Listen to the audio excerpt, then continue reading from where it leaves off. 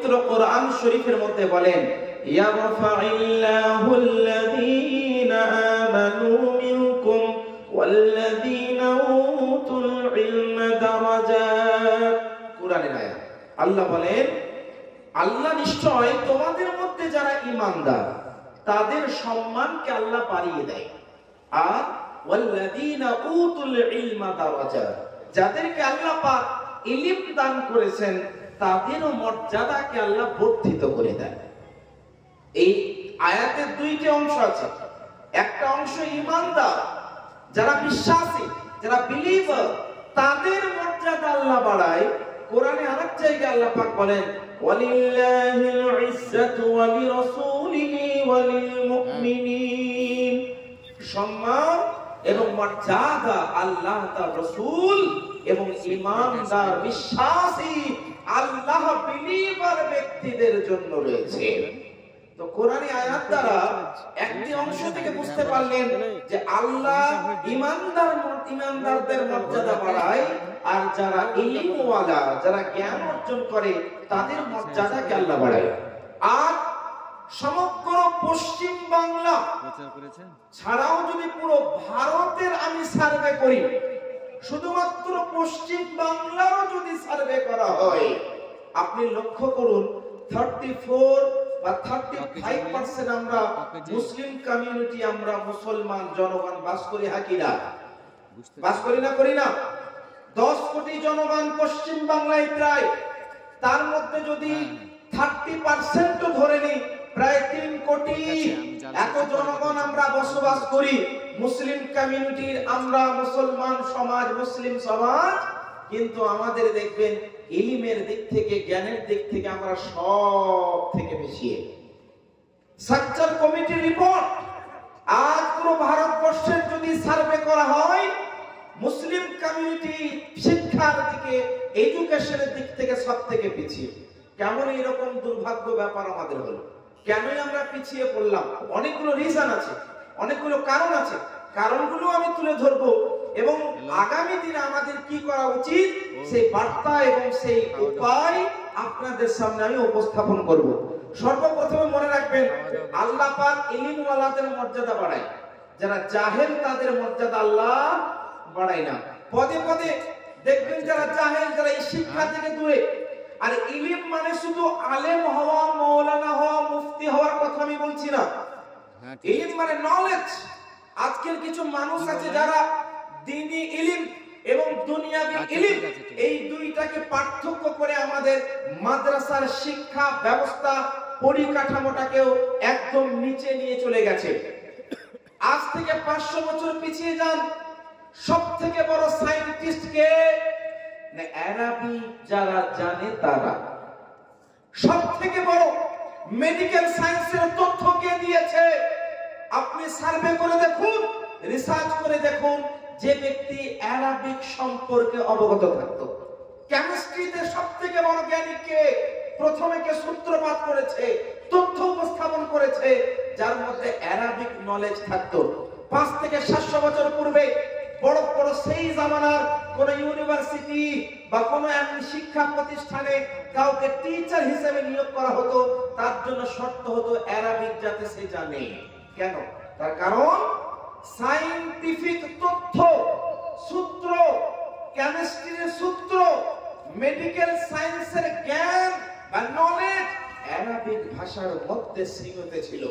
ধীরে ধীরে সেটাকে ট্রান্সলেশনের মাধ্যম দিয়ে বিভিন্ন ভাষার মধ্যে আজকে ছড়িয়ে, আজকে আমাদের আপনাদের বাড়ির সন্তানেরা কি করে না, তারা এইগুলোকে কঠিন মনে করে। আবার অনেক মাদ্রাসা আলহামদুলিল্লাহ এমন আছে যেখানে কম্পিউটার সায়েন্স, টেকনোলজি সব দিকে জ্ঞান দেওয়া হয়। কিন্তু এখন অনেক মাদ্রাসা আছে যেগুলো এই সমস্ত জিনিসগুলো পড়ায় না। তারা ভাবে দুনিয়াবি ইলম আলাদা, দ্বীনি ইলম আলাদা। আপনাকে যদি আমি জিজ্ঞাসা করি, ভাই, what is religious knowledge and what is secular knowledge? কোন জ্ঞানটাকে বলা হয় দ্বীনি আর কোন জ্ঞানটাকে বলা হয় দুনিয়াবি? বলতে পারবেন? অনেকেই বলতে পারবেন না। কারণ আপনাকে যদি পার্থক্যটাও জিজ্ঞেস করা হয়, What is the difference between religious knowledge and secular knowledge? দ্বীনি ইলম এবং দুনিয়াবি ইলমের মধ্যে পার্থক্য কি? অনেকে হয়তো এই রকম জবাব দেবেন, যারা মাদ্রাসায় পড়ে সেটা দ্বীনি ইলম, যারা স্কুল কলেজের মধ্যে পাঠরত তারা দুনিয়াবি ইলম অর্জন করছে। এই রকম উত্তর অনেকের হবে না গো? আজকে আমি আপনাদের মাইন্ডসেট করাতে চাই, আপনাদের সঠিক তথ্য দিতে চাই। কোরআন এবং হাদিস এটা বলে নাই যে স্কুল কলেজের পড়াটা দুনিয়াবি ইলম আর মাদ্রাসার পড়াটা দ্বীনি ইলম। ইমাম গাজ্জালি রাহমাতুল্লাহি তাআলা আলাইহি ওনাকে যখন জিজ্ঞাসা করা হলো, হুজুর হোয়াট ইজ রিলিজিয়াস নলেজ, মা হুয়া ইলমুদ্দীন, কোন ইলমটাকে দ্বীনি ইলম বলা হয়, মা হুয়াল ইলমুদ দুনিয়াবি, কোন ইলমটাকে দুনিয়াবি ইলম বলা হয়। ইমাম গাজ্জালি রাহমাতুল্লাহি তাআলা আলাইহি উনি বয়ান করেন, আল ইলমু ইয়াহসুলু বিহান নাসু আদ-দুনিয়া, এমন ইলম যে ইলমের মাধ্যমে মানুষ দুনিয়া অর্জন করে, ফাহুয়াল ইলমুদ দুনিয়াবি, ওই ইলমটা হচ্ছে দুনিয়াবি ইলম। কিন্তু আল ইলমু ইয়াহসুলু বিহান নাসু আল আখিরা, যে ইলমের মাধ্যমে মানুষ আখিরাত অর্জন করার প্রয়াস করে, ওই জ্ঞানটাকে বলা হয় দুনিয়াবি জ্ঞান।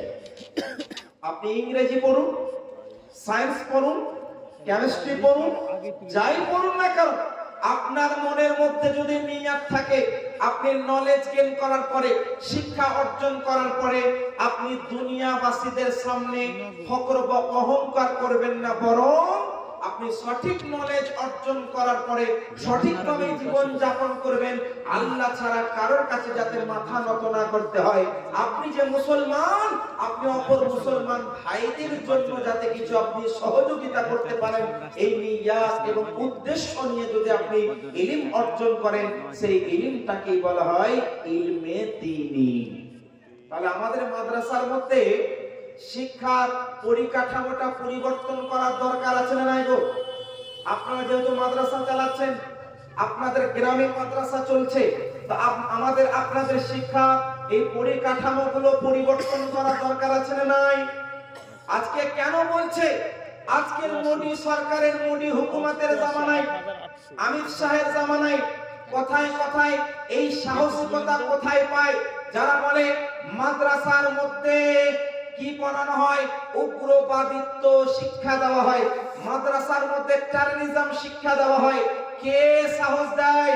কোন ব্যক্তি সাহস দিল? কারা সুযোগ দিল? এখানে দেখতে হবে রিজনটা কি। নিশ্চয়ই কোনো ত্রুটি আছে, নিশ্চয়ই কোনো কমি আছে। তাদের জবাব মুখ দিয়ে দেওয়ার আগে, হাত দিয়ে দেওয়ার আগে, প্রতিবাদ করার আগে জবাব আপনাকে সঠিক নলেজ অর্জন করে, জনগণের সামনে নিজেকে ডেভেলপ করে, সমাজকে ডেভেলপ করে, এলাকাকে ডেভেলপ করে, সোসাইটিকে ডেভেলপ করে উত্তর দিতে হবে যে আমরা আলহামদুলিল্লাহ শুধুমাত্র এইটার কথার জবাব মুখে দিই না, বরং কাজ করে আমরা জবাব দিই। আজ কথায় কথায় কে সাহস দেয়? মাদ্রাসার পড়ুয়া ছাত্রদেরকে নিয়ে কথায় কথায় তাদেরকে হেনস্থা করা হয়। কিন্তু মনে রাখবেন, আল্লাহ রাসূলের জামানায় উঠিয়ে দেখুন কিতাব সহিহুল বুখারী, আল্লাহ রাসূল সাল্লাল্লাহু আলাইহি সাল্লামের জামানায় সাহাবায়ে কেরাম যারা সর্বদা নবী মুস্তাফার জুবানি হাদিস শোনার জন্য উপস্থিত থাকতেন, মসজিদে নববী শরীফের সামনে একটা জায়গা ছিল, যে জায়গাটাকে বলা হয়, যে জায়গাটার নাম বলা হয়, যে জায়গাটাকে বিশেষভাবে এবং স্পেশালি স্পেসিফিক ভাবে ওই জায়গাতে হাদিস জ্ঞান শিক্ষা নেওয়ার জন্য মানুষেরা নির্ধারণ করেছিলেন। ওই জায়গাটাতে সাইয়্যিদুনা আবু হুরায়রার মতো ব্যক্তি মুহাদ্দিস হয়েছেন। ওই জায়গায় আব্দুল্লাহ ইবনে আব্বাসের মতো ব্যক্তি মুফাসসিরে আযমে কোরআন হয়েছেন। ওই জায়গায় হযরত আব্দুল্লাহ ইবনে মাসউদ রাদিয়াল্লাহু আনহুর মতো সাহাবী ফকিহ হয়েছেন। ওই জায়গায় হযরত আবু বকর সিদ্দিক আকবর হয়েছেন, ওমর ফারুক আযম হয়েছেন, উসমান গনি হায়ার সবথেকে বড় হায়াওয়ালা হয়েছেন, মাওলায়ে কায়নাত নবী মুস্তাফার বিদ্যার শহরের দরওয়াজা হয়েছেন, ওইটা ছিল মসজিদে নববীর সামনের প্রতিষ্ঠা, ওইটাই ছিল মাদ্রাসা। মসজিদে নববীতে কি জ্ঞান দেওয়া হতো, কি শিক্ষা দেওয়া হতো? আল্লাহ রাসূলের হাদিস তারা শুনতেন। এইভাবে কিন্তু প্রথম যদি বলা হয় ইসলামী হুকুমত, ইসলাম আসার পরে প্রথম ইউনিভার্সিটি, প্রথম বিশ্ববিদ্যালয়, প্রথম শিক্ষার প্রতিষ্ঠান সেটি ছিল মসজিদে নববী শরীফ। তো শিক্ষা আমাদের প্রত্যেককেই নিতে হবে বাপ। শিক্ষা যদি না নেওয়া হয় তাহলে কিন্তু বাপ আমরা অনেক পিছিয়ে পড়ব। আজ আমাদের যে অভ্যাস, আজ আমাদের মানুষের মধ্যে বিশেষভাবে আমাদের সমাজে বাচ্চাদের কি করি, অল্প কিছু শিক্ষা অর্জন করালাম, ড্রপ আউট করলো, তারপরে তাকে কাজের মধ্যে লাগিয়ে দিলাম। আচ্ছা বলুন তো, সব থেকে বেশি আমাদের সমাজে কি দেখা যায়? যে সমস্ত এলাকায় চাষবাস রয়েছে, যে সমস্ত এলাকায় পাহাড় বা যে পাথর ইত্যাদি খনন করা হয়, কাম করা হয়, বা রাজমিস্ত্রি কাজের মধ্যে লিপ্ত হয়, কি করে? 15-16 বছর 18 বছর বয়স হলে তাকে পাঠিয়ে দিই। কেন? কারণ সে গেলেই তো দিন গেলে 500 টাকা রোজগার করবে, 700 টাকা রোজগার করবে, দ্রুততার সাথে সে জীবিকা উপার্জন করছে, সঙ্গে সঙ্গে পয়সাটা চলে আসছে। কিন্তু এই যে সঙ্গে সঙ্গে পয়সাটা চলে আসছে, এটা লং টার্ম নয়, এটা সীমিত পয়সা। কিন্তু ওই সন্তানকে যদি সঠিকভাবে মানুষের মতো মানুষ করা হয়, সঠিক শিক্ষা দেওয়া হয়, ওই সন্তানটা যদিও সময় নেবে ইনকাম করতে, কিন্তু যখন শিক্ষা নিয়ে নিজেকে ডেভেলপ করে নেবে, শিক্ষা ভালোভাবে নিয়ে নেবে, তখন যে আপনার জন্য ইনকাম করবে সে লং টার্ম থাকবে, অসীমিত থাকবে। ওই সন্তানটা শুধু তার নিজের সংসারের খরচা বহন করবে না, পুরো সোসাইটিকে পরিবর্তন করবে। আমি আপনাদেরকে একটা নুকতা বলে যাই, বক্তব্য শুরু করার আগে আমি কয়েকটি ভূমিকা আপনাদেরকে দিয়ে যাচ্ছি। আজ সবথেকে কঠিন পরীক্ষা কি জানেন? ইউপিএসসি। কিসের পরীক্ষা? ইউপিএসসি। লক্ষ লক্ষ স্টুডেন্টস যারা এক্সাম দেয়, পরীক্ষা দেয়, তার মধ্যে কয়েক হাজার স্টুডেন্টস কে নেওয়া হয়। কেউ হয় আইএএস অফিসার, কেউ হয় আইপিএস অফিসার, নানান পদে অধিষ্ঠিত হয়ে যায়। কিন্তু ইউপিএসসির এক্সাম সব থেকে বড় কঠিন। আমি আপনাদেরকে যদি বলি, আজ পুরো ভারতবর্ষের বুকে আমরা 14%, 14% মানুষ আমরা বসবাস করি আমাদের মুসলিম সমাজে, করি না? আমি স্ট্রাকচার কমিটি রিপোর্ট আপনাকে বলছি, 2 থেকে 3%, তার বেশি নয়, 2 থেকে 3% এমন সন্তান স্টুডেন্টস রয়েছে যারা সরকারি মেডিকেল কলেজে অ্যাডমিশন নাই, অথবা 0.1% ইউপিএসসি এর एग्जाम দেয়। মানে বিভিন্ন জায়গাতে মোটে 2-3%, তার থেকে বেশি যায় না। আমি আপনাদেরকে একটু চোখটা খুলে দিতে চাই। আপনি একটা ছোট্ট কোন একটা জিনিস কিনেন, খাবারই জিনিস নেন, একটা চিপসের প্যাকেট, জিএসটি আছে না নাই? বিস্কিটের প্যাকেট, জিএসটি আছে না নাই? আরে 1 কিলো চিনি কিনবেন, জিএসটি আছে না নাই? হ্যাঁ, আপনি আটা কিনবেন, জিএসটি আছে না নাই? তো জিএসটি আমরা দিচ্ছি, ট্যাক্স দিচ্ছি না? জিএসটি দিচ্ছি না? দিচ্ছি। কেউ আবার গাড়ি কিনছে 1 কোটি টাকা, সেও জিএসটি দিচ্ছে না? সেও ট্যাক্স দিচ্ছে। আমি 10 টাকার একটা বিস্কিটের প্যাকেট কিনছি, আমি জিএসটি দিচ্ছি, আমি সরকারকে ট্যাক্স দিচ্ছি। কেউ গাড়ি কিনছে 1 কোটি 2 কোটি টাকা, সেও ট্যাক্স দিচ্ছে, সেও জিএসটি দিচ্ছে না? আপনাদেরকে আমি একটু চোখ খুলিয়ে দিতে চাই, যারা সরকারি মেডিকেল কলেজে পড়ে, আজ ভারত সরকার সর্বনিম্ন এভারেজ আপনাদেরকে বোঝায়, একটা স্টুডেন্ট যে সরকারি মেডিকেল কলেজে পড়ে ইয়ারলি, মানে 1 বছরে মোটামুটি 50 লক্ষ টাকা পার স্টুডেন্ট খরচা করে সরকার। কত খরচা করে? 50 লক্ষ টাকা একটা স্টুডেন্টের পেছনে খরচা করে। আইআইটিতে যারা পড়ে, একজন আইআইটি স্টুডেন্ট, তার পেছনে কমপক্ষে 1 কোটি টাকা খরচা করে ভারত সরকার। করে না? আমার হিসাবে এদিক ওদিক 19-20 হতে পারে, কিন্তু করে না? আপনারা শিক্ষিত মানুষ, আপনারা জানবেন, সমাজের খবর আপনারা রাখেন, দেশের খবর আপনারা রাখেন, হয় না? একবার ভেবে দেখেছেন, সেও ট্যাক্স দেয়, আমিও ট্যাক্স দিই, আর তার ছেলে বছরে সরকার তার পেছনে 50 লক্ষ টাকা খরচা করছে। 1 থেকে 2 কোটি টাকা সরকার তার পেছনে খরচা করতে থাকে মানুষের মতো মানুষ করার জন্য। না, আপনি সারা জীবন 60 বছর 70 বছর জীবন যাপন করছি, 10 টাকার বিস্কুটের প্যাকেট কিনছি, জিএসটি দিচ্ছি, আমি 1 কেজি চাল কিনছি, জিএসটি দিচ্ছি, জীবন ভর ট্যাক্স দিয়ে গেলাম, কিন্তু আমি যে পয়সা দিলাম সরকারকে আমি কোথায় পেলাম? আমার ছেলের পেছনেও সরকার 50 লক্ষ টাকা খরচা করবে, কিন্তু আমি আপনি প্রস্তুত নাই, আমি আপনি এগোই না, আমি আপনি রাজি নেই। জানি না আমার বক্তব্য আপনাদের মন ছুঁয়ে যাচ্ছে কিনা, কিন্তু আপনাদের কষ্ট করে একটু শোনার অনুরোধ আমি করে যাব আপনাদেরকে। আজ বর্তমান পরিস্থিতি ভারতবর্ষের এটাই, আমাদের মুসলিম কমিউনিটি শিক্ষার দিক থেকে সব থেকে পিছিয়ে। মনে রাখবেন, শিক্ষার মানে এটা নয় যে জব করবেন, শিক্ষার মানে এটা নয় যে আপনি চাকরি করবেন। শিক্ষা আপনাকে কি করে জানেন? শিক্ষা আপনার পুরো বডি, আপনার নিজের অস্তিত্বটাকে ডেভেলপ করে, আর আপনার মাধ্যমে আপনার সোসাইটি ডেভেলপ করে, আপনার মাধ্যমে আপনার সমাজ উন্নত হয়, আপনার মাধ্যমে আপনার সমাজ উন্নতি করে। মনে রাখবেন, আমাদের এটা খেয়াল রাখতে হবে যে আমরা যেমনি ভাবে ট্যাক্স দিচ্ছি, আমাদের বাচ্চাদের পেছনেও যাতে সরকার খরচা করে, আর আমার বাচ্চা তার বাচ্চা তার বাচ্চা, যখন আগামী প্রজন্ম পর্যন্ত এটা যদি জারি হয়, আমাদের সমাজ আলহামদুলিল্লাহ ইনশাআল্লাহ পিছিয়ে যাবে না, আগে বাড়বে, আর আমাদেরও সোসাইটি শিক্ষিত হবে এবং ডেভেলপ করবে এবং উন্নত হবে।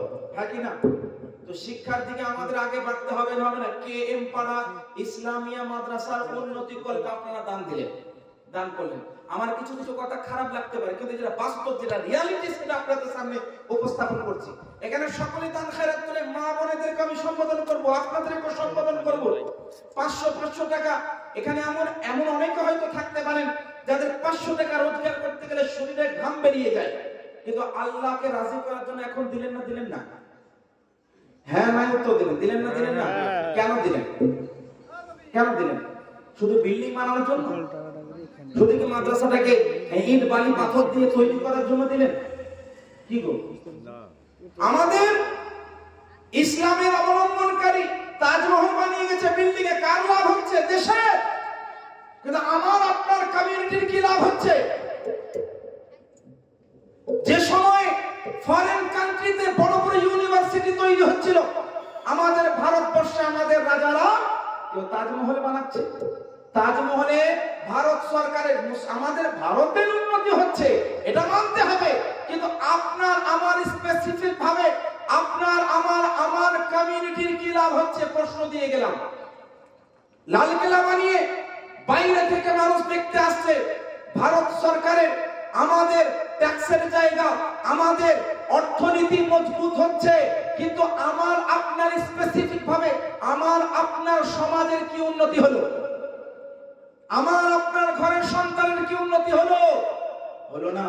আমাদের পূর্বপুরুষেরা তাজমহল বানিয়ে গেছে, যে তাজমহল থেকে যে রোজগার হচ্ছে, আমাদের ভারত সরকারের আমাদের দেশের খাজানায় জমা হচ্ছে, যে খাজানা থেকে অন্যান্য কমিউনিটির সন্তানেরা পড়াশোনা করে তাদের পেছনে খরচা করা হচ্ছে, অথচ আমার আপনার পূর্বপুরুষেরা যে তাজমহল বানিয়েছে, লালকেল্লা বানিয়েছে, বড় বড় জায়গা বানিয়েছে, আমার আপনার বাড়ির সন্তানেরা ওই খাজানা থেকে খাজানা নিয়ে নিজেকে ডেভেলপ করতে পারছে না। কারণ আমি আপনি ভাবি 500 টাকা রোজগার করবে, আগে পড়িয়ে লাভটা কি? তো বিল্ডিং বানিয়ে লাভ নাই, ওই বিল্ডিং এর শিক্ষার পরিকাঠামো মজবুত করুন, এবং আমি আপনি প্রতিশ্রুত নিই যে আমি আপনি নিজেদের সন্তানদেরকে মানুষের মতো মানুষ করব এবং সঠিক শিক্ষা দেব। আল্লাহ পাক পবিত্র কোরআনের মধ্যে বলেন, ইকরা বিসমি রাব্বিকাল্লাযী খলাক, ইকরা ওয়া রাব্বুকাল আকরাম আল্লাযী আল্লামা বিল কলম আল্লামাল ইনসানা মা লাম ইয়ালাম। কোরআনের আয়াত, এই জয়টা আয়াত বললাম, এই সূরা আলাকের এই কয়টি আয়াত সর্বপ্রথমে আল্লাহ পাক নবী মুস্তাফার উপরে নাযিল করেছেন। কোরআনের মধ্যে 3,23,760 খানা হরফ আছে। পবিত্র কোরআনের প্রথম যে আয়াত যেটা নাযিল হয়েছে সেইটা হচ্ছে to read, name your lord Allah সর্বপ্রথমে মহান আল্লাহ তোমার প্রতিপালকের নামটা পড়ো। পবিত্র কোরআনে আল্লাহ পাক পড়ার কথা বলেছেন। আমি আজকে মা বোনদেরকেও মেসেজ দিয়ে দিতে চাই, মনে রাখবেন নিজের সন্তানের সবথেকে বড় ইউনিভার্সিটি কোনটা জানেন? তার মা। কারণ মা যদি শিক্ষিত না হয় তার সন্তান কিন্তু শিক্ষিত হয় না। কারণ মা তাকে সুন্দরভাবে ছোটবেলায় সুন্দরভাবে লালন পালন করে, সঠিক শিক্ষা দেয়, পরবর্তীকালে ওই সন্তানটা মানুষের মতো মানুষ হয়। আমি আপনাদেরকে একটা ওয়াকিয়া বোঝাই, তারপর আমি এই কোরআনের আয়াতটার ব্যাখ্যা কন্টিনিউ করব। সালাহউদ্দিন আইয়ুবীর নাম শুনেছেন? শুনেছেন? শুনেন নাই? সালাহউদ্দিন আইয়ুবী, যিনি আমাদের কিবলায়ে আউয়ালকে জয় করেছিলেন, ফাতাহ করেছিলেন। কে নাম? সালাহউদ্দিন আইয়ুবী। ইরাকের একটি জায়গা আছে, যে জায়গাটার নাম তাকরিত। কি নাম ছিল জায়গাটা? তাকরিত। ওই জায়গায় একজন ব্যক্তি ছিল, যে ব্যক্তি ওই জামানার খলিফার কাছে কাজ করত, মানে খলিফার উজির বলতে পারে, খলিফার কাছে থাকতো। তো ওই খলিফা তার উজিরকে বলছে, ভাই তুমি বিবাহ কবে করবে? বিবাহ কেন করো না? বয়স হয়েছে, বিবাহ কেন করো না? তো খলিফার ওই উজির কি বলছেন জানেন? খলিফার উজির বলছে, হুজুর আমি সেই রকম মেয়ে পাচ্ছি না যাকে বিবাহ করব। তো খলিফা বলছে, কে কেমন মেয়ে তোমার দরকার? কেমন মেয়ে তুমি চাও? কাকে বিবাহ করতে চাও? তো খলিফাকে সেই ব্যক্তি কি বলেন জানেন? ওই ব্যক্তি বলেন, আমি এমন এক মেয়েকে বিবাহ করতে চাই যে মেয়েটি আমায় ভালোবাসবে, এবং যে মেয়েটিকে আমি বিবাহ করার পরে ওই মেয়েটি নেককার হবে, এবং আমি এবং আমার স্ত্রী উভয়ে মিলে এমন একটি সন্তান নিতে চাই যে সন্তানটা ভবিষ্যতে মানুষের মতো মানুষ হবে, যোদ্ধা হবে, এবং তার মাধ্যমে আমাদের সোসাইটির উন্নতি হবে। তখন খলিফা বলে, এইরকম মেয়ে তো পাওয়া মুশকিল। কি এরকম ভাববে আগে থেকে? বলছেন না, এরকম মেয়ে পাওয়া তো মুশকিল। তো খলিফা বসে আছেন, আর হঠাৎ করে কিছুক্ষণ পরে একজন মহিলা এলেন, আর ওই মহিলা কোন একটা বিষয়ে আলোচনা করতে করতে ওনাকেও জিজ্ঞাসা করল, তুমি কেন বিবাহ করো না? ওই মেয়েটি তখন কি বলেন জানেন? ওই মেয়েটিও তখন বলেন, আমি এমন কোন মানুষ, এমন কোন পুরুষ পাই না, এমন ছেলে, এমন ব্যক্তিকে আমি পাই না যাকে বিবাহ করব। তখন তাকেও জিজ্ঞাসা করা হলো যে আপনি কেমন ধরনের ছেলে পছন্দ, কেমন পুরুষ চান? তখন ওই মহিলা কি বলেছিলেন জানেন? যে আমি এমন একজন স্বামী চাই যিনি আমাকে পছন্দ করবেন, আমাকে ভালোবাসবেন, নেককার হবেন, আর আমাদের দুজনের মাধ্যমে এমন একটা সন্তান আমরা নিতে চাই যে মানুষের মতো মানুষ হবে, এবং তার মাধ্যমে আমাদের সমাজের, আমাদের সোসাইটির ডেভেলপ হবে, উন্নতি হবে। তখন এই বাদশা তখন ইশারা করছে, এই তো তুমি যে যেমন ধরনের মেয়ে চাইছিলে, দেখো হাজির। তো এরকম বলার পরে সঙ্গে সঙ্গে উজির তখন খলিফাকে বলে, হুজুর তাহলে আমার বিবাহের প্রস্তাবটা দিন। বিবাহের প্রস্তাবটা দেওয়ালে বিবাহ হলো। ওই ব্যক্তিটা কে জানেন? আর ওই মেয়ে আর ওই পুরুষ উভয় বিবাহ করার পরে যে সন্তানটা হয়, সন্তানটার নাম কি জানেন? সন্তানের নাম হচ্ছে সালাহউদ্দিন আইয়ুবী। সালাহউদ্দিন আইয়ুবী কে? যিনি কিবলায়ে আউয়ালকে ফাতাহ করেছেন। তাহলে বুঝতে হবে একটাই, মনে রাখতে হবে একটাই, আমাদের পূর্বপুরুষেরা তাদের মনের মধ্যে ধারণা একটাই ছিল যে আমরা যেটাই করি না কেন আমাদের সন্তানকে মানুষের মতো মানুষ করব, এবং তাদের মাধ্যমে যাতে আমাদের কমিউনিটি, আমাদের সমাজের, আমাদের সোসাইটির ডেভেলপ হয়, উন্নতি হয়। তো মনে রাখবেন, আজ আমরা শিক্ষার দিকে পিছিয়ে আছি, অথচ পবিত্র কোরআনের প্রথম নির্দেশ কি? পড়ো। কোরআনের প্রথম হুকুম কি? পড়ো। একবার কি লক্ষ্য করেছেন রোজা কয় হিজরিতে ফরজ হয়েছে জানেন? কয় হিজরিতে? 2 হিজরিতে ফরজ হয়েছে। নামাজ তার আগে ফরজ হয়েছে। নামাজ, যাকাত, রোজা, হজ, যাকাত, বিবাহ বিধান, আকিকা বিধান, যত রকমের বিধান আছে এগুলো পড়ে আল্লাহ নির্দেশ দিয়েছেন।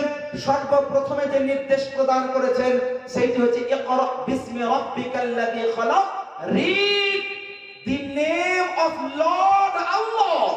প্রথম যে নির্দেশ সেটি হলো তোমার প্রতিপালক মহান আল্লাহর নামকে তোমরা পড়ো, শিক্ষা নাও, জ্ঞান অর্জন করো, পড়ো।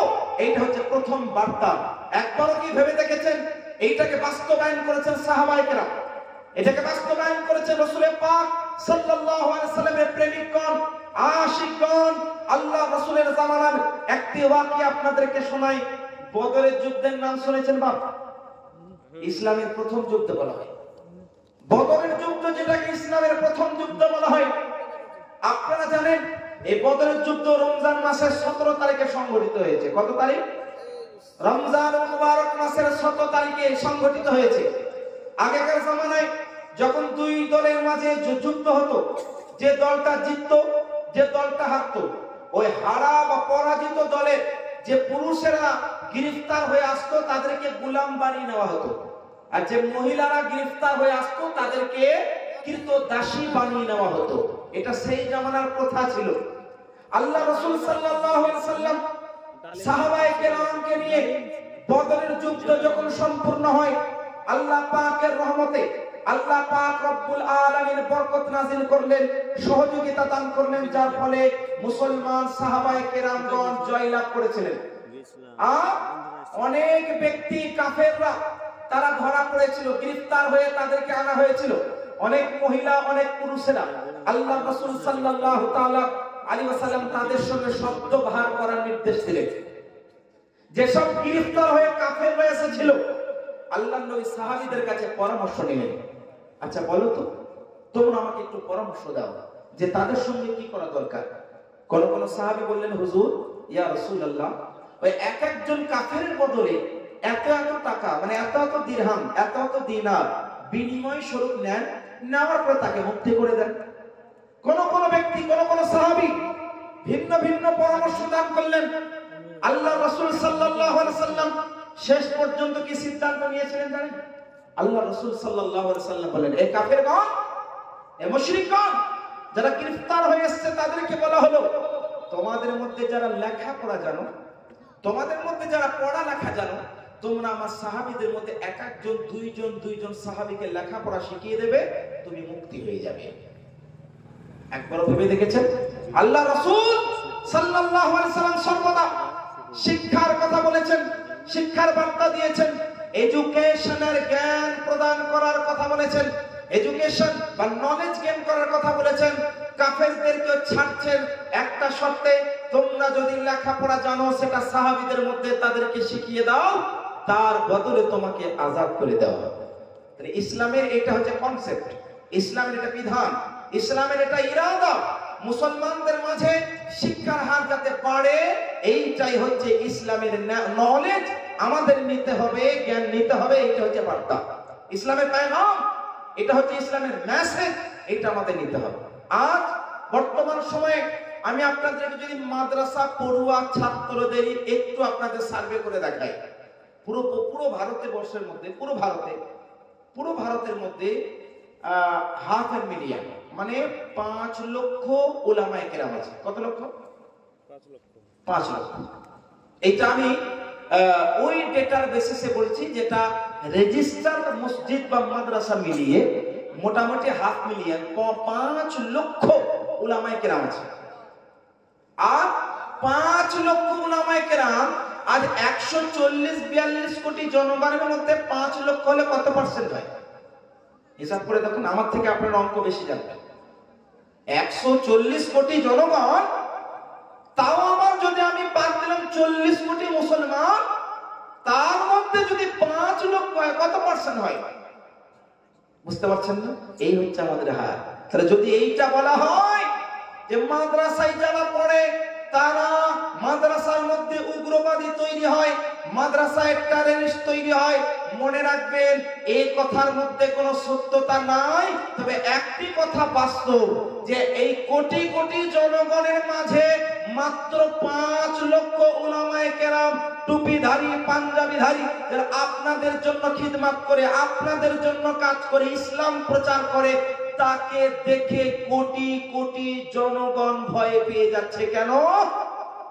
তারা ভাবছে আমরা অমুক রিলিজনের মান্যকারী, আমরা অমুক ধর্মের মানুষ, আর এই টুপিধারী জনগণ, টুপিধারী মুসলমান যদি এসে পড়ে হয়তো কনভার্সন হয়ে যাবে, ধর্ম পরিবর্তন করে দেবে, এই রকম ভয় তাদের মনের মধ্যে তৈরি হয়ে যাচ্ছে।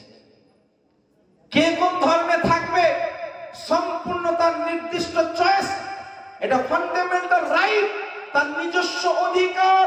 কিন্তু মনে রাখবেন, একটি বার্তা আপনাকে দিতে চাই, আল্লাহ পাক রব্বুল আলামিন আমাদেরকে যে শিক্ষা নেওয়ার কথা বলেছেন, ইসলাম মোতাবেক চলার কথা বলেছেন, কোটি কোটি জনগণের মাঝে মাত্র 5 লক্ষ মুসলমান উলামায়ে কেরাম যারা আজকে খিদমত করছেন, আপনাদের ইমামতি করছেন, দার্স দিচ্ছেন, মাদ্রাসায় টিচারি করছেন, যাদেরকে দেখে অন্যান্য রিলিজনের মানুষরা ভয় পাচ্ছে কেন?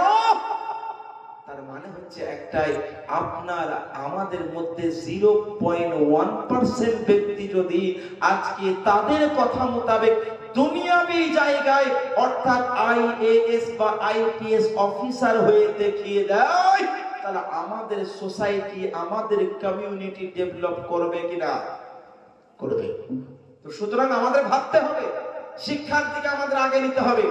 রাত্রি অনেক হয়েছে, মনে হয় আপনাদের মধ্যে অনেকের হয়তো আগ্রহ অনেকের কমে যাচ্ছে, রাত্রি অনেক হয়েছে, বেশি সময় নেব না, অল্প সময় আলোচনা করব।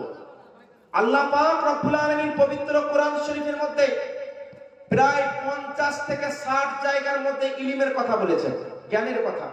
আল্লাহ রাসূলের একটি হাদিস আল মাকাসিদুল হাসানের মধ্যে ইমাম সাখাবী রাহমাতুল্লাহ আলাইহি বলেন, আল হিকমাতু দাল্লাতুল মুমিনি হাইতুমা ওয়াজাদাল মুমিনু দাল্লাতাহা ফালইয়াজমাআহা ইলাইহি। আল্লাহ রাসূল বলেছেন, ইলম, জ্ঞান, এইটা মুমিন মুসলমানের হারিয়ে যাওয়া সম্পদ। নলেজ, এডুকেশন, বিদ্যা, ইলম, এইটা মুমিন মুসলমানের হারিয়ে যাওয়া সম্পদ। হাইসুমা ওয়াজাদাল মুমিনু দাল্লাতাহা, কোন মুমিন তার হারিয়ে যাওয়া সম্পদ যেখানেই পাক না কেন, ফালইয়াজমাআহা ইলাইহি, ওইটা কুড়িয়ে নেওয়ার অধিকার ওই মুমিন সবথেকে বেশি রাখে। তার মানে আল্লাহ পাক আমাদেরকে ইলম দিয়ে দুনিয়ায় পাঠিয়েছেন। আপনারা কি আদম নবীর তৈরি হওয়ার ঘটনা জানেন না? আপনাকে আদম নবীর কথা কোরআনে শোনেন নাই? পবিত্র কোরআন সূরাতুল বাকারার মধ্যে আল্লাহ পাক বলেন, ওয়াইদ ক্বালা রাব্বুকা লিল মালাইকাতি ইন্নী জাইলুন ফিল আরদি খলিফা, এ ফেরেশতা, আমি একজন দুনিয়ায় নায়েব বানাতে চাই, খলিফা বানাতে চাই। তখন ফেরেশতারা বলেছিলেন, ক্বালু আতাজআলু মান ইউফসিদু ফিহা ওয়া ইয়াসফিকুদ দিমা ওয়া নাহনু নুসাব্বিহু ওয়া নুকদ্দিসু লাক। ফেরেশতারা বলেছেন, এ আল্লাহ, তুমি এমন ব্যক্তিকে, এমন প্রাণী, এমন ব্যক্তিকে তোমার খলিফা বা নায়েব করে দুনিয়ায় পাঠাচ্ছ, যারা দুনিয়াতে ফাসাদ করে বেড়াবে, ঝগড়া বিবাদ লাগাবে, রক্তাক্ত করবে, ওই প্রাণীকে তুমি আল্লাহ নায়েব বানাচ্ছ, খলিফা বানাচ্ছ। ওয়া নাহনু নুসাব্বিহু বিহামদিকা ওয়া নুকদ্দিসু লাক, এ আল্লাহ, আমরা ফেরেশতার জামাত তোমার তো প্রশংসা, তোমার হামদ করি, তাহলে তুমি আবার কেন তাকে বানাচ্ছ? আল্লাহ পাক বলেছিলেন, ক্বালা ইন্নী আ'লামু মা লা তা'লামুন, এ ফেরেশতা, আমি যেটা জানি সেটা তুমি জানো না। আমি আল্লাহ যেটা জানি, তোমরা ফেরেশতা সেটা জানো না। আল্লাহ পাক তারপরে বলেন কয়েকটি আয়াতের পরে, ওয়া'আল্লামা আদামাল আসমাআ কুল্লাহা থুম্মা আরাদাহুম আলাল মালাইকা। আল্লাহ পাক আদম নবীকে তৈরি করার পরে সব জিনিসের জ্ঞান ওনাকে দিয়ে দিয়েছে, সব জিনিসের নলেজ, বিদ্যা, শিক্ষা তাকে আল্লাহ দিয়ে দিয়েছিলেন। দেওয়ার পরে এবার ওই যে ফেরেশতারা ভেবেছিলেন না যে আমরা তো আল্লাহর প্রশংসা করছি, তাহলে আবার আদমকে কেন আল্লাহ তৈরি করলেন? তখন আল্লাহ পাক ফেরেশতাদেরকে বলছেন, ফাকালা আনবিউনি বিআসমাই হাউলাই ইন কুনতুম সাদিকিন, তোমরা আসলেই যদি নিজের কথাই সত্য হও, তাহলে এই সব জিনিসগুলোর নাম বলে দাও যেটা আদম বলছে। ইলমের জ্ঞানের কথা আল্লাহ কোরআনে বলেন, আদম নবী আলাইহিস সালামকে আল্লাহ পাক সব জিনিসের নাম দিয়ে দুনিয়ায় পাঠিয়েছিলেন, ইলম দিয়ে দুনিয়ায় পাঠিয়েছিলেন। আজ আমরা সে আদমের সন্তান হয়ে ইলম থেকে যদি পিছিয়ে থাকি, জ্ঞান থেকে যদি আমরা পিছিয়ে পড়ে যাই, তাহলে আমাদের মতো দুর্ভাগ্য ব্যক্তি আর কিন্তু কেউ হবে না। তাই মনে রাখবেন, আদম সন্তান আমরা, ইবনে আদম আমরা। আমাদের মধ্যে জ্ঞান, এডুকেশন, শিক্ষা থাকতে হবে। আমাদের সন্তানদেরকেও শিক্ষার দিকে আগে বাড়াতে হবে। একবার দরুদ পড়ুন, আল্লাহুম্মা সাল্লি আলা মাওলানা মুহাম্মদ ওয়া আলা আলি মাওলানা মুহাম্মদ ওয়া আলা আলি সাইয়্যিদিনা মাওলানা মুহাম্মদ। তো জ্ঞান এটা জরুরি, আবশ্যক। জ্ঞান না হলে নিজের অস্তিত্বকে আপনি ডেভেলপ করতে পারবেন না, সোসাইটি উন্নত হবে না। এই যে মাহে রমজান আসছেন আমাদের সামনে, আজকে তো 29 ছিল তারিখ, 30 পড়ে গেল, চাঁদ হয়নি। আগামী কাল অবশ্যই আপনারা তারাবি পড়বেন ইনশাআল্লাহ। তারপরে আগামী পরশু থেকে একটা রোজা। এই যে পবিত্র মাহে রমজান, আমাদের এত জ্ঞানের কমি যে আমরা রমজান মাস যে রোজা রাখবো তার গুরুত্ব সম্পর্কে জানি না। তো এই নলেজগুলো আমাদের নিতে হবে না, হবে না? রমজান মুবারক মাস আসছে, আজ প্রত্যেকের ঘরে ঘরে বিশেষভাবে পবিত্র কোরআন আর হাদিসের বাণী হওয়া দরকার। কারণ রমজান মাস আমাদের জন্য রহমতকে নিয়ে আসে, বরকতকে নিয়ে আসে। পবিত্র হাদিস শরীফ আল্লাহ রাসূল সাল্লাল্লাহু আলাইহি সাল্লাম ইরশাদ করেন, ইদা দাখালা রমাদান ফুতিহাত আবওয়াবুস সামা ওয়া ফি রিওয়ায়া ফুতিহাত আবওয়াবুল জান্নাহ ওয়া গুলিকাত আবওয়াবু জাহান্নাম ওয়া সুলসিলাতিশ শায়াতিন। আল্লাহ নবীর হাদিস। যখন মাহে রমজান আসে, আল্লাহ পাকের তরফে রমজান মুবারক মাসের যখন প্রথম তারিখ হয়, আল্লাহ আসমানের দরওয়াজাকে খুলে দেয়, আল্লাহ পাক জান্নাতের দরওয়াজাকে খুলে দেয়, আল্লাহ পাক জাহান্নামের দরওয়াজাকে বন্ধ করে দেয়, আল্লাহ পাক শয়তানদেরকে বেঁধে দেয়। এবার আমি আপনাদেরকে যদি জিজ্ঞেস করি, ভাই, what do you know about the door? আপনি কি আসমানের দরওয়াজা সম্পর্কে অবগত আছেন যে আসমানের দরওয়াজা কোনটা? আপনি বলবেন আই ডোন্ট নো, কারণ আপনি আসমানের দরওয়াজা দেখি নাই বা দেখতে পাই না। এটা উপলব্ধি করা যায় কেমন ভাবে? কোরআন থেকে, হাদিস থেকে, যে আসমানের দরওয়াজা আছে, কিন্তু আমরা এই চর্ম চোখে দেখি না। তো আল্লাহ রাসূল বলেন, যখন রমজান মাস আসে আসমানের দরওয়াজা খুলে দেয়। এর অর্থ কি জানেন বাপ? আসমানের দরওয়াজা খোলার অর্থ হলো অন্যান্য দিনে বান্দা দোয়া করলে তার দোয়া কবুল হবে কি হবে না কেউ জানে না, কিন্তু রমজান মাস যখন আসে, আল্লাহর দরবারে যখন কেউ দোয়া চায়, আল্লাহ দ্রুত তার সাথে তার দোয়াকে কবুল করে নেয়। এই জন্য আল্লাহ নবী বলেন, রমজান মাস এলেই তার জন্য আসমানের দরওয়াজা খুলে দেয়, তার মানে দোয়া কবুল হওয়ার মাস চলে আসে। আল্লাহ রাসূল বলেন, ফুতিহাত আবওয়াবুল জান্নাহ, জান্নাতের দরওয়াজাগুলো খুলে দেওয়া হয়। রমজান মাসে জান্নাতের দরওয়াজা খোলার অর্থ কি জানেন বাপ? জান্নাতের দরওয়াজা খোলার অর্থ হলো আল্লাহ পাক রমজান মাসে এমন কিছু কাজ করার আমাদেরকে সহযোগিতা দান করেন, তৌফিক দান করেন, যে কাজগুলোকে আল্লাহ পাক কাজের মাধ্যমে আমাদের জান্নাতবাসী করে দেন। অনেক ব্যক্তি দেখেন 5 ওয়াক্তের নামাজে হাজির হয় না, অনেক ভাই জুম্মাও যায় না, এরকম আছে না দুর্ভাগ্য বান্দা? কিন্তু আল্লাহ এমন বান্দাকেও হিদায়াত দেয় যে রমজান মাসে কি করে? মসজিদে যায়, তারাবি পড়তে যায়। অনেক মা বোন আছেন যারা অন্যান্য মাসে অনেক সময় তারা নামাজ পড়ে, কিন্তু অনেক এমন আছে 2-1% তো আছে যারা নামাজও পড়ে না, অজুহাত দেখায়, রান্না বান্না করতে হয়, সংসারের কাজ কাম করতে হয়, ছেলেকে দেখতে হয়, সন্তানকে সামলাতে হয়। এগুলো তো আল্লাহ শুনবেন না, আল্লাহ সবার উপরে নামাজ ফরজ করেছেন।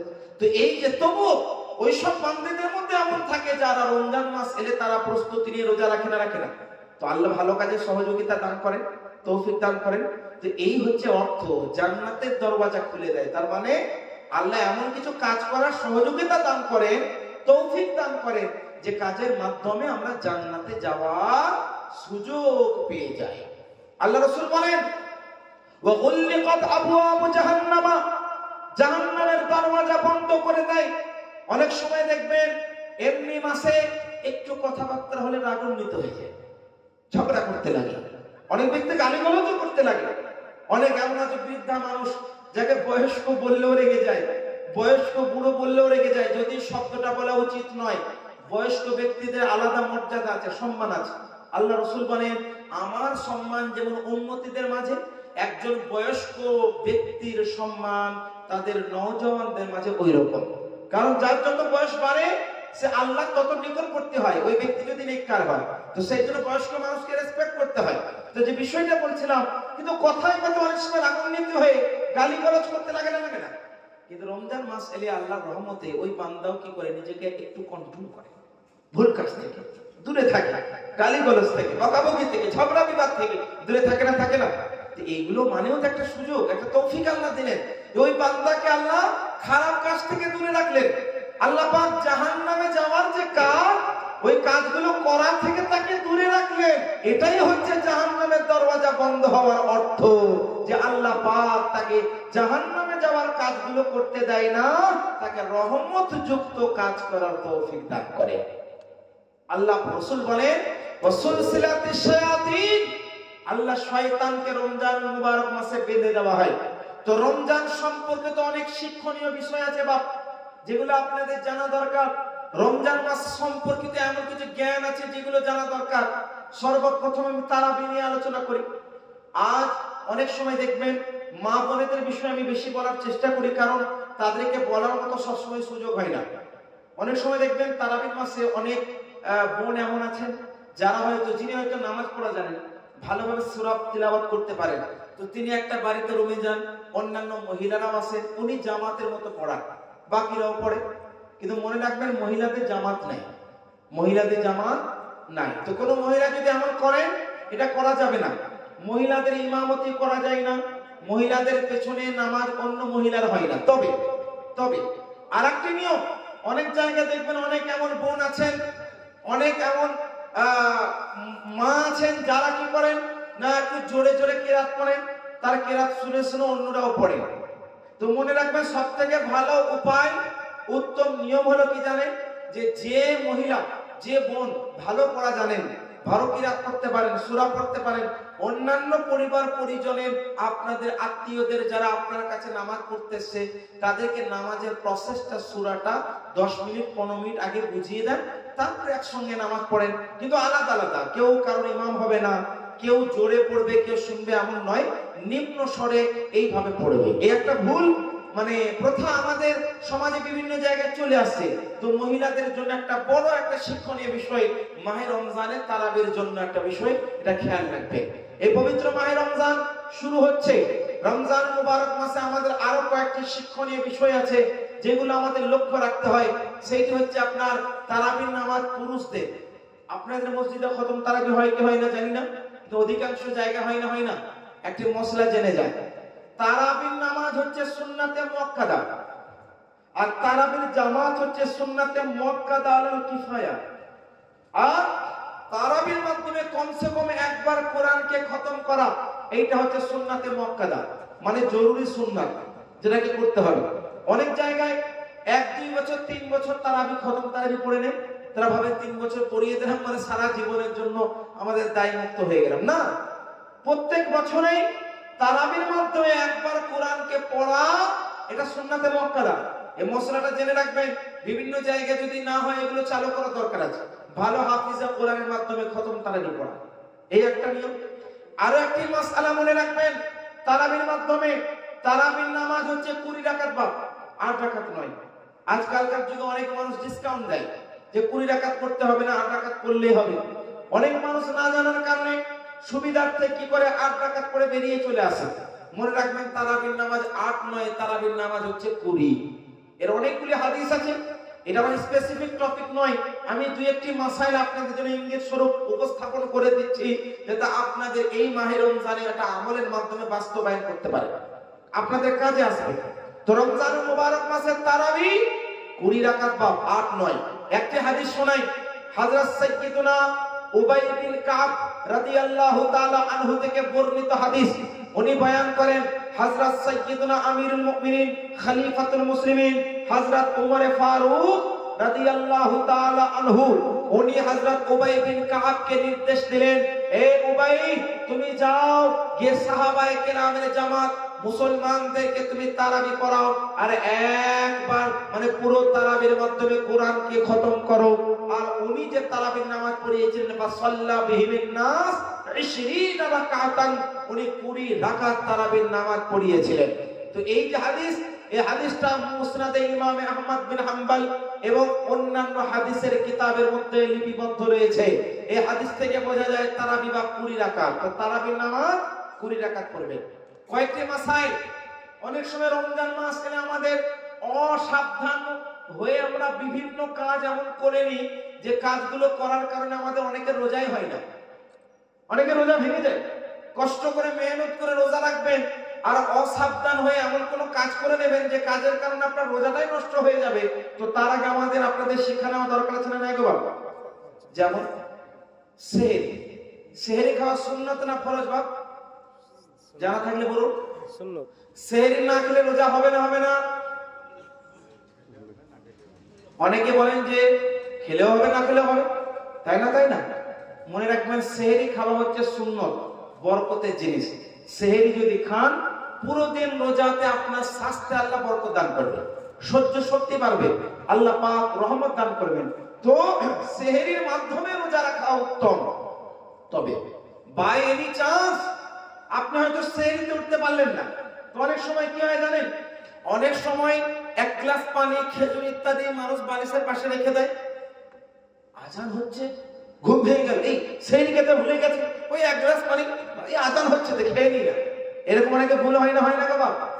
ওই রোজাই হলো না। আজানটা সেহরির টাইম শেষ হওয়ার পরে হয় না সেহরির টাইম শেষ হয় আর আজান হয়? শেষ হওয়ার পরে আজান হয়। তার মানে আজান কালেও যদি কেউ সেহরি খায় তার রোজা হবে? হবে না। এটা মনে রাখবেন, এই সাবধানতা অবলম্বন করা দরকার। আমাদের সেহরির ক্ষেত্রেও এইটা অসাবধান হলে হবে না, সাবধানতা অবলম্বন আমাদের সকলকেই করতে হবে। রমজান মুবারক আসছে, আর একটি বড় প্রবলেম, এই 1, 2 দিন 4 দিন হবে অনেক মানুষেরই হয়, মানে 90% মানুষের এটা হয়। কারো যদি হয় না তো আল্লাহ তাকে আরো সুস্থ রাখতে দোয়া করছি। কি বলুন তো? একটু বমি বমি ভাব লাগে, গা পাক দেয়, হ্যাঁ? কারণ অভ্যাস নেই না। অভ্যাস তো হতে হলে 2, 4 দিন 5 দিন সময় লাগবে। তো কি হয়? বমি হয়ে যায়, গা পাক দেয়, কারণ বমির সঙ্গে পানি বের হয়, কারো ভাত বেরিয়ে যায়, বিভিন্ন হয় না? হয় না গো সমস্যা? তো বমি হলে রোজা হবে? হ্যাঁ, হবে না? হবে না গো? হবে না। এই যে বলেন হবে না, এখানে একটা ব্যাখ্যা দরকার আছে। এই যে রোজার আগে আমি মা বোনদেরকে বলবো, আপনাদেরকে বলবো, একটু সাবধান হবে। খাওয়ার পরে কোনোভাবে আঙ্গুল ইত্যাদি মুখের মধ্যে দেবেন না। হয়তো কেউ কে নিজে থেকে আঙ্গুল দেয়, হয়তো কুল্লি করতে গেল আঙ্গুল ঢুকে গেল, নাকে পানি ঢুকে গেল, বমি হয়ে গেল, এইটাকে জেনে বুঝে বলা হয়। এইভাবে যদি কেউ বমি করে আর পুরো মুখ ভর্তি হয় তাহলে কিন্তু তার রোজা হবে না। আর এমনি নরমালি অটোমেটিক্যালি আপনি আটকাতে পারছেন, একটু বেরিয়ে গেল, তাতেও রোজা ভাঙবে না। একটু বেরিয়ে গিয়ে অটোমেটিক ঢুকে গেল, তাও রোজা ভাঙবে না। আর বেরিয়ে গিয়ে নিজে যদি ঢোকান ফলে বা রোজা হবে মুখ ভর্তি। একটু ব্যাখ্যা দরকার আছে না? নাই? তো এই রমজান মুবারক মাসের মাসাইলগুলো একটু লিখে নেবেন, মনে গেঁথে নেবেন, রোজা রাখবেন, ইনশাআল্লাহ আপনার আমাদের সকলের রোজা শুদ্ধতার সাথে পূরণ হবে। রমজান মাসে আর একটি বড় প্রশ্ন কি জানেন? অনেক সময় রমজান মাসে আপনারা সকলেই, আমরাও ছোটবেলায় দেখেছি, আপনারাও এখন আলহামদুলিল্লাহ আপনাদের মুর্শিদাবাদ উন্নত জায়গা, যেখানে আল্লাহর রহমত, আল্লাহ পাক জমিনের মধ্যে রহমত রেখেছে, সর্বদা ফসল হয়। হয় না? হয় না গো? এটা আল্লাহ বড় রহমত কিনা? আল্লাহর বড় রহমত। 12 মাস চাষবাস হচ্ছে আপনাদের, একদম হেরো বেরো, একদম তাজা সবজি, সবকিছু খেতে পাচ্ছেন, স্বাস্থ্যের পক্ষে ভালো, এত সুন্দর রহমত আল্লাহ দান করেছে। তো কি হয় আপনাদের এলাকায় বা আমাদের কৃষকের বাড়িতে কি হয়, অনেক সময় ঘাস ইত্যাদি গরুর জন্য কাটতে যেতে হয়, কাটতে গিয়ে আঙুল কেটে গেল, কারণ মুখ কেটে গেল, এটাকে রক্ত বেরিয়ে যায়। তো রক্ত বেরোলে রোজা থাকবে? থাকবে না? থাকবে না গো বাপ? থাকবে না। কেউ বলছেন থাকবে না, কেউ বলছেন থাকবে। তো নানান ধরনের কনফিউশন আছে না নাই? আমি একটা নিয়ম আপনাদেরকে বলে দিচ্ছি। আমি মোটামুটি 20টা মাসাইল বলবো বলে ধারণা নিয়েছিলাম, উদ্দেশ্য নিয়েছিলাম, দেখি কয়টা হয়। রক্ত বা যে কোনো জিনিস, আমি আপনাদের একটা নিয়ম বলে দিচ্ছি বাবা, রোজা থাকা অবস্থায় কোন জিনিস বের হলে রোজা ভাঙে না ঢোকালে রোজা ভাঙে? ঢোকালে রোজা ভাঙে। তো এর মধ্যে অনেক পার্থক্য আছে, বের হলেও অনেক সময় রোজা ভাঙে। তো আমি আপনাদের একটা নিয়ম বলে দিচ্ছি, অধিকাংশ সময়ে বের হলেই যে রোজা ভাঙবে তা নয়। রক্ত যদি বেরিয়ে যায় তাতে রোজা ভাঙে না, তাতে রোজা ভাঙে না। কিন্তু রক্ত যদি বের করে আপনি কাউকে দান করেন, রক্ত পরীক্ষা করে, রক্ত ব্লাড টেস্ট করার প্রয়োজন হলো, কি করবেন? রোজা ভাঙবে না? আপনি তো নিজে থেকে বের করলেন, হ্যাঁ, ভাঙবে না? ভাঙবে না? মনে রাখবেন, ব্লাড টেস্ট করা তো অতটা রক্ত লাগে না যে আপনি দুর্বল হয়ে যাবেন। তো আসলেই যদি প্রয়োজন হয় ইফতারের পরে, আর যদি আসলেই প্রয়োজন হয়, একান্তই জরুরি হয়, ব্লাড টেস্ট করালেও রোজা ভাঙবে না। কেন? রোজাটা দুর্বল হয় না। কেন? কারণ অতটা রক্ত নেয় না যে 2-4 কেজি নিয়ে নিবে, বুঝতে পারছেন? তো ওতে আপনার রোজা ভাঙবে না। রক্ত যদি বের হয় তাতে রোজা ভাঙবে না, কারণ এটা বের হলো। তবে ওযু নষ্ট হবে রক্ত বের হলে পরে, ওযুটা নতুন ভাবে করতে হবে, কিন্তু রোজা ভাঙবে না। তো অনুরূপ ভাবে এগুলো মনে রাখতে হবে। যেমন রোজার ক্ষেত্রে সাবধানতা অবলম্বন করতে হয় বিশেষভাবে ওযু করার সময়, গোসল করার সময়। ওযু করার সময়, গোসল করার সময় কি করেন? নাক দিয়ে পানি নিতে নিতে এমন নিলেন সে অভ্যাস হয়ে থাকে, বলেন ঘর গড়গড়া করার, নাকে পানি নেওয়ার, এমন ভাবে গেলেন 2-4 ঠোপা চলে গেল ভিতরে। উযুতেই তো গেল, নামাজই তো বলবো, ঢুকবে। অনেকে ভাবেন না কিন্তু রোজা থাকলো না, ওর নাক দিয়ে ঢুকুক আর মুখ দিয়ে ঢুকুক, যদি হলকের নিচে চলে যায় বাপ, তাহলে কিন্তু আর রোজা থাকলো না। সেই জন্য রোজা অবস্থায় ওযুকারী ব্যক্তির জন্য গড়গড়া করা নিষেধ আছে। এই জোরে জোরে নাকে পানি ভরানো নিষেধ আছে। হালকা করে পানি নিয়ে নরম মাংসটাকে ভিজানোর নিয়ম আছে, আর হালকা ভাবে কুল্লি করার নিয়ম আছে। এই হল করে যে আপনি গড়গড়া করবেন, ওইটা চলবে না রোজা রাখি, কারণ ও ক্ষেত্রে আপনার রোজা অনেক সময় ভেঙে যায়। তো এই সাবধানতাগুলো রমজানের মুবারক মাসে অবলম্বন করতে হবে। সুরমা লাগালে রোজা ভাঙবে না? ভাঙবে না গো, ভাঙবে না।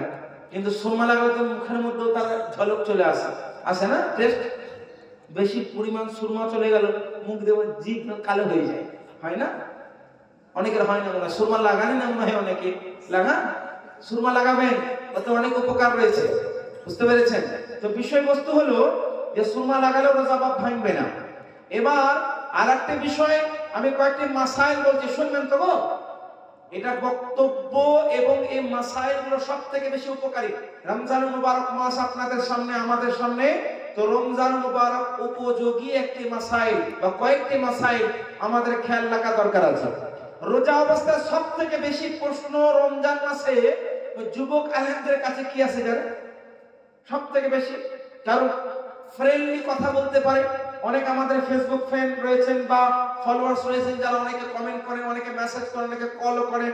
সবথেকে বেশি প্রশ্ন করেন রোজা রাখা অবস্থায় যদি মনে স্বপ্ন দোষ হয়ে যায়, রোজা ভাঙবে না? ভাঙবে না, কারণ সেটা তো তার নিজের কন্ট্রোলে নেই, সুতরাং রোজা ভাঙবে না। তবে দ্রুততার সাথে গোসল করার নিয়ম আছে। রোজা অবস্থায় এমনি সময়ও বেশিক্ষণ নাপাক থাকা উচিত না।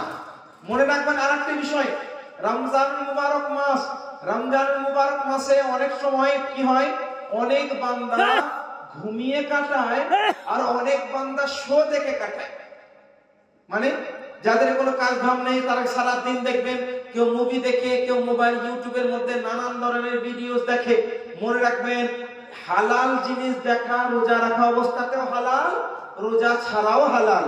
আর হারাম জিনিস দেখা রোজা রেখেও হারাম, আর রোজা ছাড়াও হারাম। মনে রাখবেন রোজা রাখা অবস্থায় হারাম জিনিস দেখলে পারে রোজাটার মধ্যে দুর্বলতা আছে, রোজা মাকরুহ হয়ে যায়। সুতরাং এগুলো আমাদের খেয়াল রাখতে হবে। মাহে রমজান মুবারক আমাদের জন্য বরকত আনে, আমরা গজব আনবো না। আমরা এমন কোনো কাজ করব না যাতে রহমতটা গজবে পরিণত হয়ে যায়। আমরা এমন কোন কাজ করব না যাতে রহমতটা জহমতে পরিণত হয়ে যায়। তাই আমাদের প্রত্যেকের রমজানুল মুবারক মাসে এমন ভাবে আমাদের কাটাতে হবে যাতে রমজানটা আমাদের সকলের জন্য মাগফিরাতের মাধ্যম হয়, ক্ষমার মাধ্যম হয়। আল্লাহ রাসূল বলেন সহিহুল বুখারীর হাদিস, ইজা মান সামা রমাদান ঈমানান ওয়া ইহতিসাবান গুফিরা লাহু মা তাকাদ্দামা মিন যামবি। বুখারীর হাদিস, আল্লাহ রাসূল সাল্লাল্লাহু আলাইহি সাল্লাম ইরশাদ করেন, কোন বান্দা যদি ঈমান এবং আন্তরিকতার সাথে রোজা রাখে, আল্লাহ পাক তার রোজার কারণে তার অতীতের গুনাহগুলোকে মাফ করে দেয়। তার মানে রোজার মাধ্যমে আমাদের গুনাহগুলো মুছে যায়, রোজার মাধ্যমে আমাদের পাপ মোচন করেন মহান আল্লাহ। তো রোজার যে আমলটা আমাদের গুনাহকে মুছে দেবে, যে আমলের কারণে আমাদের গুনাহ ঝরে যাবে, ওই আমলটা সাবধানতার সাথে করা দরকার আছে না নাই? আমি আপনাদেরকে একটি কথা বললে অনেকে অবাক যাবেন, অনেকে শুনেছেনও। এটা শোনার পরে আশা করি রমজান মাসে আপনার আরো উৎসাহ আপনি হবেন। আল্লাহ রাসূলের হাদিস এবং ফুকাহায়ে কেরামগণ বয়ান করেন, এমনিতে আমরা নফল নামাজ পড়লে কি কিসের জন্য পড়ি? আল্লাহ পাক যাতে আমাদের সওয়াব দান করেন। আর আল্লাহ রাসূলের হাদিস আছে, কিয়ামতে কোনো বান্দা যদি ফরজ নামাজ কম হয়, আল্লাহ পাক নফলগুলো ফরজে পরিণত করে দেবেন এবং তাকে সওয়াব দান করবেন। হ্যাঁ, কিন্তু মনে রাখবেন, রমজান মাসে কোন বান্দা যদি এক রাকাত নফল নামাজ পড়ে, ওই বান্দাকে ফরজ নামাজের সওয়াব দান করেন। আর একটা হাদিস শরীফের মধ্যে এসেছে, আল্লাহ রাসূল বলেন, কোন বান্দা যদি রমজান মাসে ছাড়া অন্য কোন মাসে একটা নেকি করলে 10টা সওয়াব আল্লাহ দান করে, একটা ভালো কাজ করলে 10টা সওয়াব দেন আল্লাহ। কিন্তু রমজান মাসে একটা নেকির কাজ করবেন, 70 গুণ নেকি আল্লাহ আপনার আমলনামায় প্রদান করে দেবে। এটা ভালো একটি মাধ্যম, ভালো একটি মাস, বরকত আমাদের জন্য আনছে। সুতরাং আমাদের কাজগুলো বরকতপূর্ণ হতে হবে, গজবযুক্ত আমাদের কাজ হলে কিন্তু লাভ হবে না। যেমনি ভাবে এক রাকাত নফল ফরজের সমতুল্য সওয়াব আল্লাহ দান করেন, একটি নেকির কাজ 70 গুণ নেকি আল্লাহ দান করেন। তো একটি গুনাহ যদি রমজান মাসে করেন তো গুনাহটা বাড়তে পারে না? খেয়াল রাখতে হবে। বা রমজান মুবারক মাস, আমাদের প্রত্যেককেই এইগুলো বিশেষভাবে কান দিতে হবে, চোখ কান খুলে আমাদের ভাবনা চিন্তা করে আমলের মাধ্যমে বাস্তবায়ন করে রমজান মুবারককে অতিবাহিত করতে হবে। এই যে পবিত্র মাহে রমজান, পবিত্র মাহে রমজান, এটা বাংলাতে কি দিয়ে লেখে? র ম উন্তু জয়াকার দন্তান্ন, উন্তু জয়ের জায়গায় মুরগির জ ব্যবহার হয়। রমজান লেখেন না গো? এটা তো আরবিতে লিখলে কি হয় জানেন? র মিম দাদ আলিফ নুন। কয়টা হরফ হলো? কয়টা হরফ হলো? 5টা। বাংলাতেও 5টা, কিন্তু দেখতে 4টে লাগবে। দেখতে 4টে, কিন্তু আকারটাও তো আ না। তো কয়টা হলো? 5টা হলো না? হলো না? একটা আকার রূপে আর বাকি অক্ষর রূপে 4টি, 5টাই হলো। আরবিতেও 5টা, কি র মিম দাদ আলিফ আর নুন। আমি আপনাদেরকে চমৎকার একটি ব্যাখ্যা দিয়ে যাচ্ছি। জনগণ, অডিয়েন্সের অবস্থা তো বুঝতেই পারছি, এনার্জি তো এমনিতেই আমার লো হয়ে যাচ্ছে আপনাদের অডিয়েন্সের মানে আগ্রহ দেখে আর সংখ্যা দেখে। আমি শুধুমাত্র গৌসে আজম রাদিয়াল্লাহু আনহুর ফায়জানে কারামে, হাফিজে মিল্লাতের ফায়জানে কারামে, রাসূলের ওসিলা নিয়ে আল্লাহ পাক যতটুকু বলাচ্ছেন বলছি, কিন্তু এই অবস্থায় বলা সম্ভব নয়। বা যাই হোক, রমাদান 5টি হরফ দিয়ে লেখেন, র মিম দাদ আলিফ এবং নুন। গৌসে আজম রাদিয়াল্লাহু আনহু মানেন না? মানেন না? মানি তো। বড় পীর আব্দুল কাদের জিলানী রাদিয়াল্লাহু আনহুকে মানি না? মানি না। মানি তো। হুজুর গৌসে আজম ব্যাখ্যা করছেন, রমজান নামের মধ্যে আল্লাহ হিকমত রেখেছে। রমাদান এটা লিখতে হলে র দিয়ে লিখতে হয়।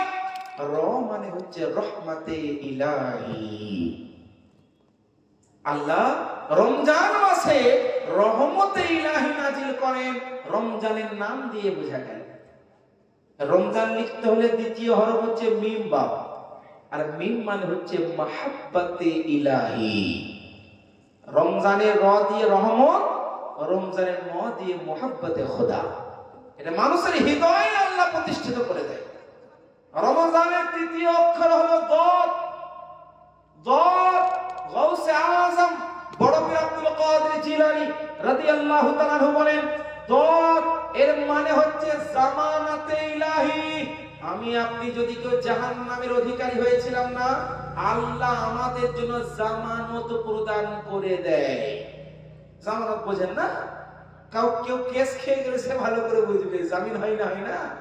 বুঝতে পারছেন না বাবা?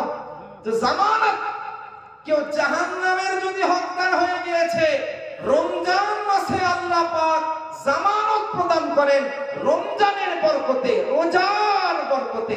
তো গৌসে আযম বলেন রমজানের নামের মধ্যে ভরা আছে দদ দিয়ে জামানাত।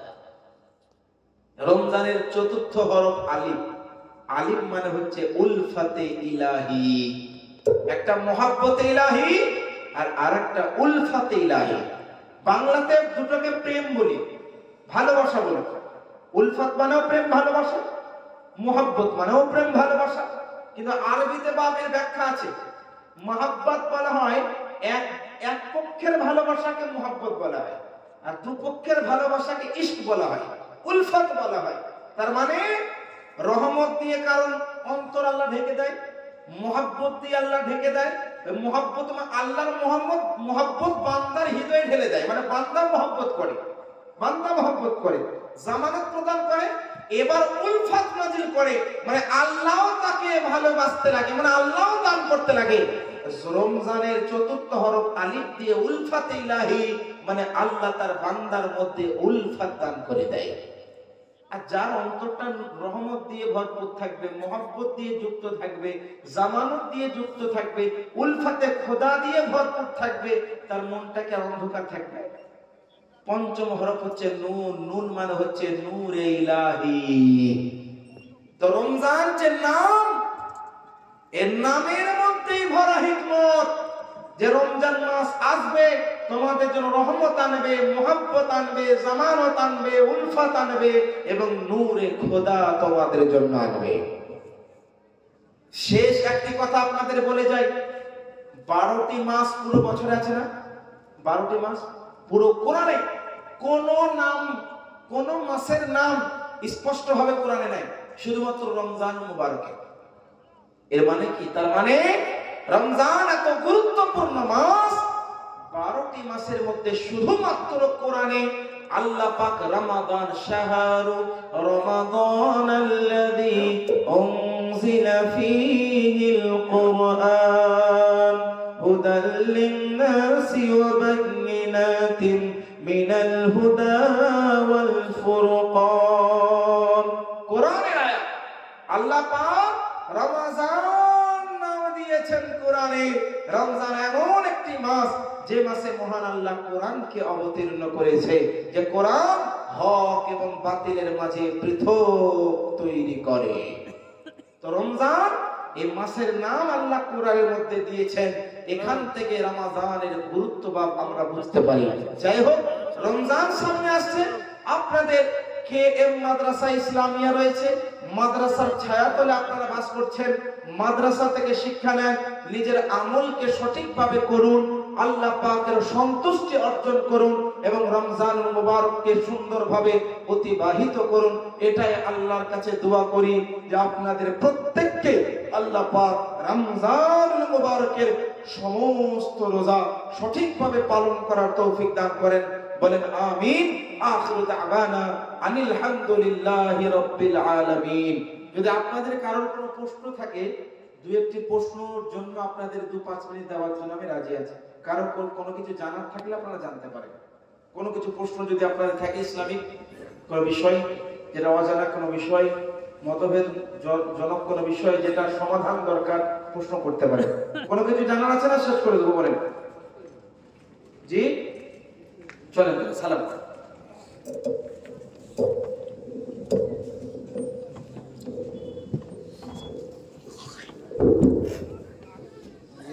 या नबी सलाम अलैका, या रसूल सलाम अलैका, या हबीब सलाम अलैका,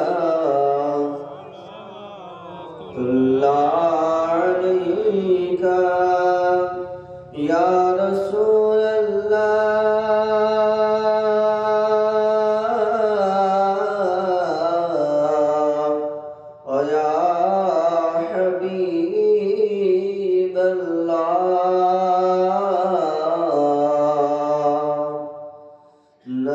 আপনার নাম আসমান জমিনে,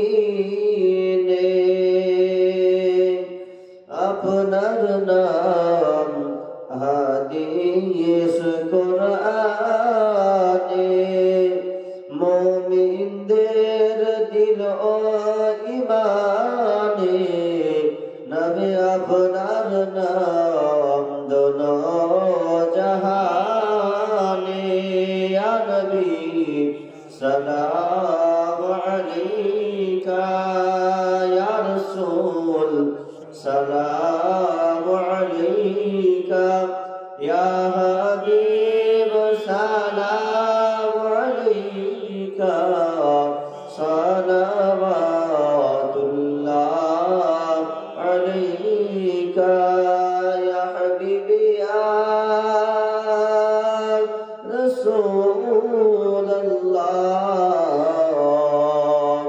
ওয়া ইয়া হাবিবাল্লাহ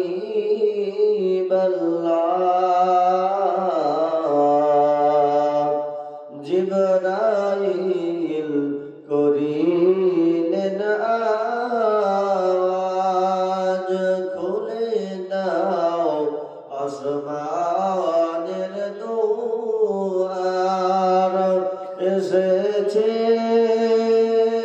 নবীদের সরদার করিতে আল্লাহর দিদার ইয়া নবী সালাম আলাইকা ইয়া রাসূল সালাম আলাইকা ইয়া হাবিব সালাম আলাইকা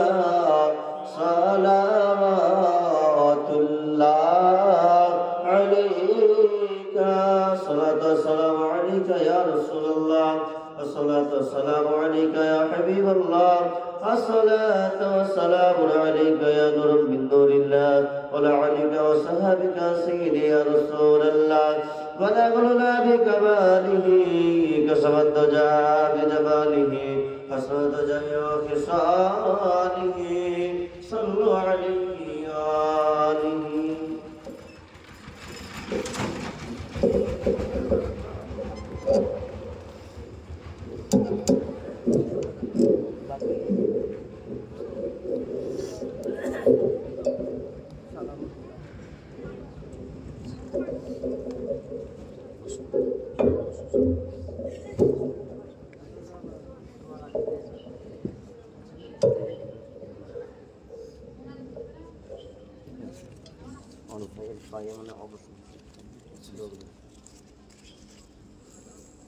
এখন আমাদের এই জলসায় সমাপ্তির পূর্বে দোয়া হচ্ছে।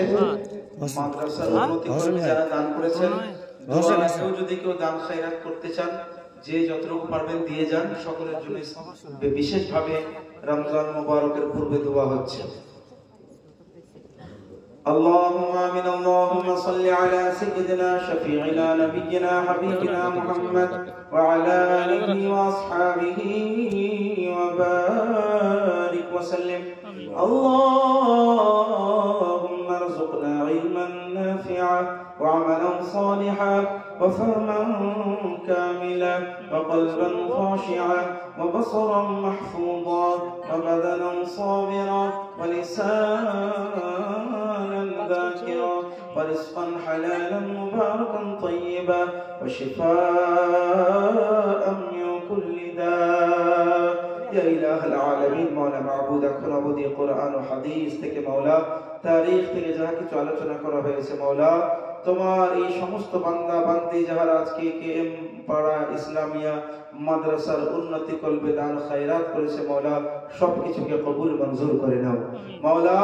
এই সবকিছুর সওয়াব সর্বপ্রথমে হুজুর নূর আকায়েদ ও আলম নূর মুজাসসাম সাল্লাল্লাহু তাআলা আলাইহি সাল্লামের পবিত্র দরবারে উৎসর্গ করলাম, কবুল করে নাও মাওলা। ইহার সওয়াব সমস্ত আম্বিয়া কিরাম, আসহাবে কিরাম, তাবিঈন, তাবিউ তাবিঈন, আইম্মায়ে দ্বীন, মুজতাহিদিন, পাক পাঞ্জাতন, আহলে বাইত তাহার, আসওয়াজ মুতাহহারাত রাদিয়াল্লাহু আনহুন্না ওয়া রাদিয়াল্লাহু তাআলা আনহুমদের দরবারে পেশ করলাম, কবুল করে নাও মাওলা।